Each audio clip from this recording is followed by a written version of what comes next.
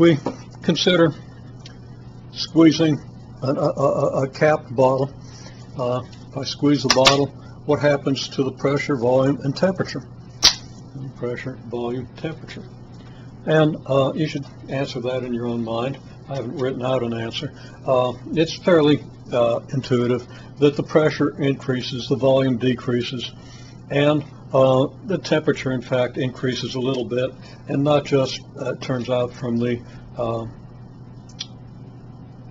higher, the heat that comes from my hand. That'll be the main idea. But when you compress a gas, you do tend to heat it up, and that's kind of one of the things that makes a diesel engine go. So that's the answer to the first question. Second question, if I put my hands around the bottle without squeezing, what happens to pressure, volume, and temperature? If I don't squeeze, well, you should answer the question in your own mind. But okay, if I don't squeeze, the volume isn't going to change. The temperature, however, is probably going to go up if you assume that my hands are warmer than the room.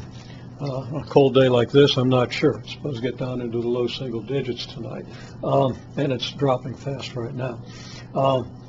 And what does that do anything to the pressure? Okay, well, turns out that if the air gets warmer, that does increase the pressure. And we'll talk about why that is. It's one of the big things we're going to analyze in the next week or two.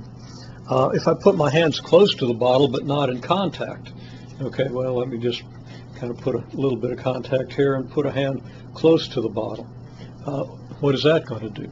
Well, it turns out that my hand is radiating more heat than is being radiated back from the bottle, again assuming that my hand's warmer than the bottle and the surroundings. And my hand also heats the thin layer of air between the hand and the bottle, and you know there's convection with that air, but the air that passes over the surface of the bottle is a little warmer due to the presence of my hand. So we will, in fact, increase the temperature of the gas in the bottle. And we're actually going to be able to observe and measure that, not with a thermometer, but with tubes and fluid and so forth. We'll see that.